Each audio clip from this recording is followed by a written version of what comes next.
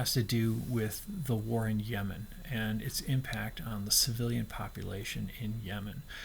Since 2014, there has been a war between Saudi Arabia and a group called the Houthis in Yemen. Now, the Houthis are a religious ethnic group that overtook the government of Yemen and forced the abdication of Yemen's president. His name is Hadi, in 2015. And the result was the Saudis began a bombing campaign, pretty much because they were afraid of the Houthis encroaching on their territorial integrity. They were also afraid of Al-Qaeda, which operates in Yemen, having an impact in this conflict as well. So they launched, along with the United Arab Emirates, a fairly significant bombing campaign. And what my research will show is the impact, or I guess you can say the extent level of this bombing campaign and the impact that it had on the civilian population in Yemen. So if you go to the next slide, this is an example of some of the data I plan on finding. I'm using a couple of different data sources here. The Yemen Data Project. I'm also using the Armed Conflict and Event Data, or ACLED data, to find basically all the different violent acts that have been happening in Yemen.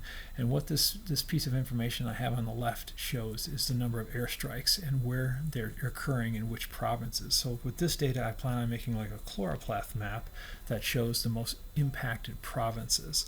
In addition, I'll use the ACLED data to show actually the results of the armed conflict, the extent of the armed conflict. The result actually has been a cholera outbreak, the highest infant mortality rate in the world, basically, and also substantial food insecurity. So it'll be a group of different maps that show what the impact of the conflict or what the bombing and the conflict has been on the civilian population. And the end result will be in this next slide here, a comprehensive group of maps that show what the impact is, the extent and the impact. But what I'm hoping is to show improvement. Since 2022, there's been a ceasefire brokered by the United States, and what I'm hoping to see is a decrease in bombings and an improvement in the life situation of the Yemen population. If that data is out there, it would still be pretty young, and hopefully I can find it and I can show an improvement from 2020, 2021, 2022 in the form of a decrease in the amount of violent acts and bombings targeting civilians and Yemeni infrastructure. So thank you.